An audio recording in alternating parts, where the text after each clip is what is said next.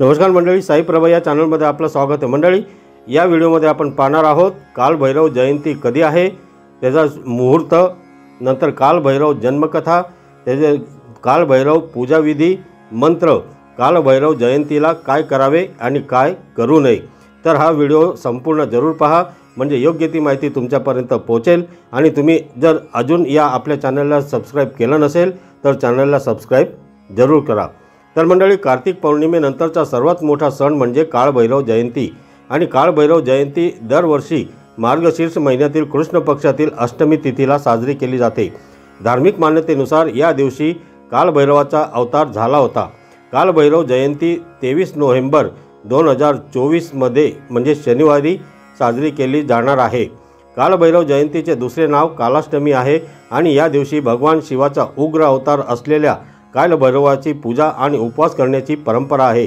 मान्यतेनुसार कालभैरवांचा जन्म प्रदोष काळात मार्गशीर्ष महिन्यातील कृष्ण पक्ष अष्टमीला झाला होता, म्हणून याला भैरव अष्टमी असेही म्हणतात। या दिवशी व्यापिनी अष्टमीच्या मध्यरात्री कालभैरवाची पूजा करावी।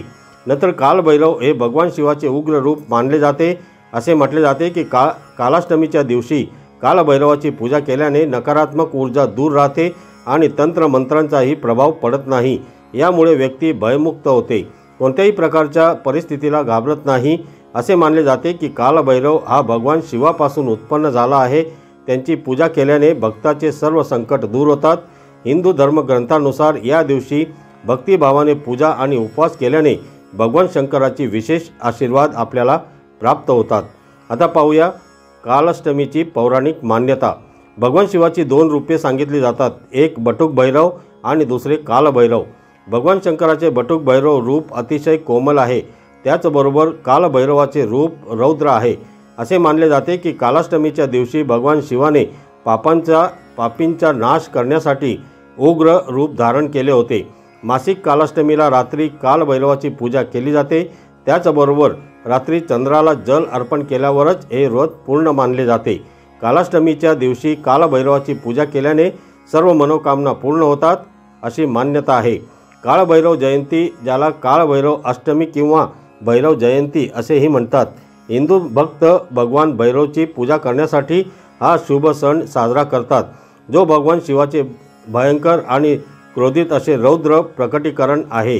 कालभैरव जयंतीला मंगळवार किंवा शनिवार आल्यास हा दिवस अधिक शुभ मानला जातो।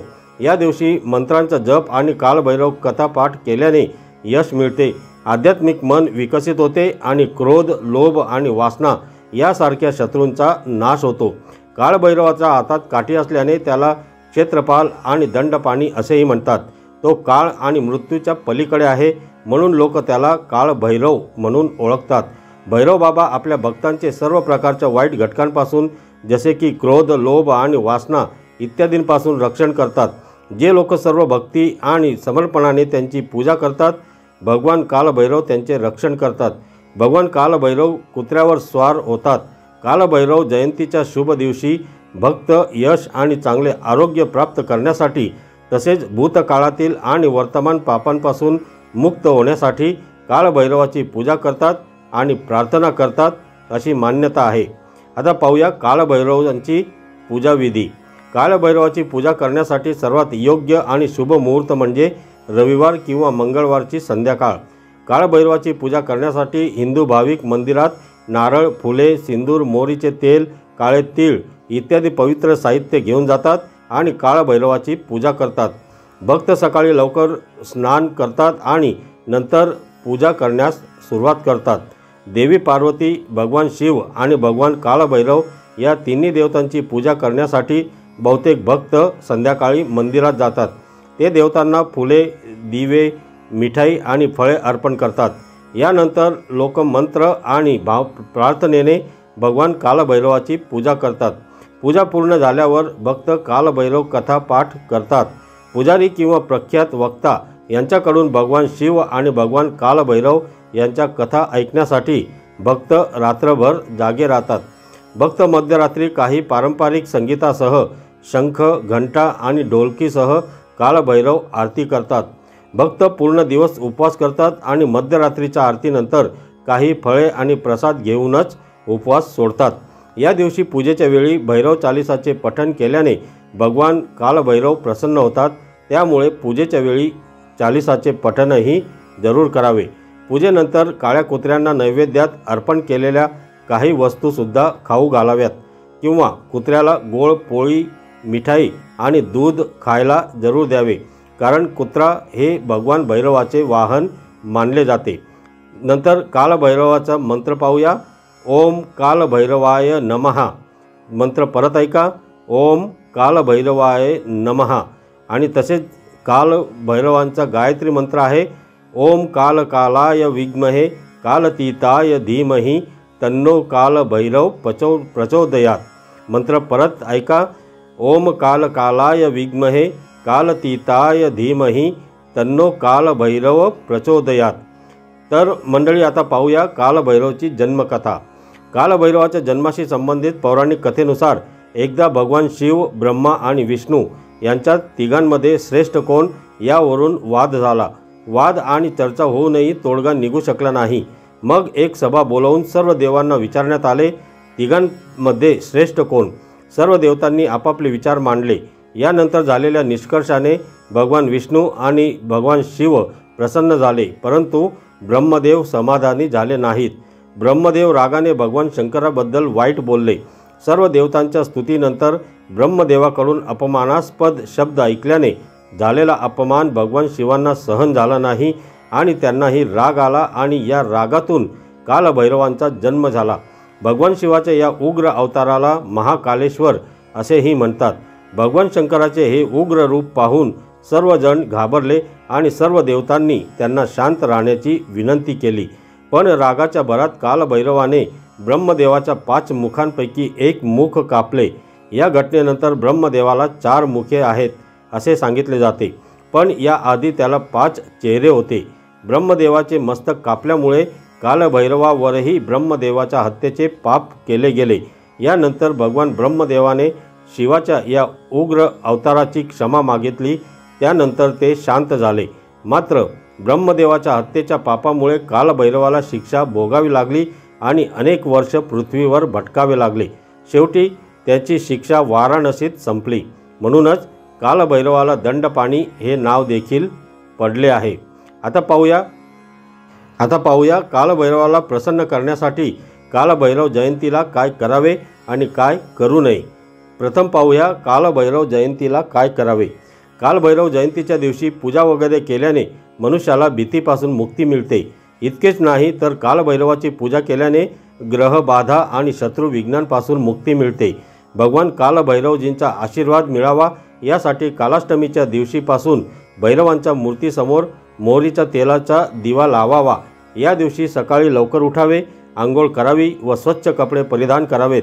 काळे तीळ, उडीद आणि मोहरीच्या तेलाचा दिवा कालभैरवाला अर्पण करावा आणि मंत्रोच्चार करून त्यांची यथायोग्य पूजा केल्यास ते प्रसन्न होतात आणि त्यांचा आशीर्वाद आपल्याला प्राप्त होतो अशी मान्यता आहे।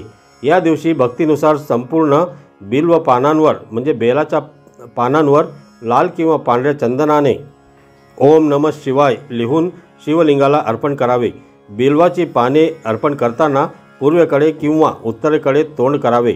अशा प्रकारे पूजा केल्याने कालभैरव प्रसन्न होऊन तुमच्या मनोकामना पूर्ण करतात अशी मान्यता आहे।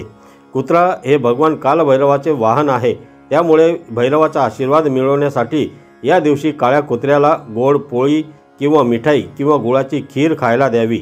असे केल्याने तुमच्या आयुष्यातील समस्या दूर होण्यास मदत होते अशी मान्यता आहे। भगवान कालभैरवाची आराधना केल्याने भूत, आत्मा आणि वरवरची बाधा दूर होतात। सर्व नकारात्मक शक्तींपासून मुक्ती मिळवण्यासाठी या दिवशी ओम कालभैरवाय नमः या मंत्राचा 108 वेळा जप जरूर करावा आणि कालभैरवाष्टकचा पाठ सुद्धा जरूर करावा। नंतर भैरवाचा आशीर्वाद मिळवण्यासाठी या दिवशी कोणत्याही भैरव मंदिरात गुलाब, चंदन यासारख्या सुगंधित अगरबत्ती जाळणे, भगवान भैरवाला 5 किंवा 7 लिंबांची माळ अर्पण करणे आणि गरीब आणि निराधार लोकांना उबदार कपडे, चादर, गोधडी दान करणे। नंतर कालाष्टमी व्रत फार फलदायी मानले जाते। या दिवशी व्रत पाळल्यास आणि पूर्ण विधीपूर्वक कालभैरवाची पूजा केल्याने माणसाचे सर्व संकट दूर होतात अशी मान्यता आहे। आता पाहूया कालभैरव जयंतीला काय करू नये। कालभैरव अष्टमीच्या दिवशी म्हणजेच कालभैरव जयंतीच्या दिवशी खोटे बोलणे आणि फसवणूक करणे टाळावे। असे केल्याने तुमचे नुकसान होऊ शकते। कुत्रा, गाय इत्यादी कोणत्याही प्राण्याशी चुकूनही हिंसक वर्तन करू नये। कोणाचेही वाईट करण्यासाठी कालभैरवाची पूजा कधीही करू नये। असे केल्याने तुम्हाला देवाच्या क्रोधाला सामोरे जावे लागू शकते। तर मंडळी, भगवान शिव ज्याला महादेव देखील म्हणतात ते हिंदू धर्मातील प्रमुख देवतांपैकी एक आहेत।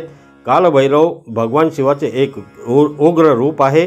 भगवान शिवाचे भक्त त्यांच्या जीवनातील सर्व नकारात्मक शक्ती नष्ट करण्यासाठी, निरोगी आणि निर्भय जीवनासाठी आणि त्यांचे दैवी आशीर्वाद प्राप्त करण्यासाठी कालाष्टमीच्या दिवशी कालभैरवाची पूजा नक्की करतात। तर मंडळी, तुम्हाला ही माहिती कशी वाटली कमेंट करून नक्की सांगा। आणि तुम्हाला हा व्हिडिओ जर आवडला असेल तर या व्हिडिओला लाईक करा, शेअर करा आणि आपल्या या चॅनलला सबस्क्राईब जरूर करा। धन्यवाद।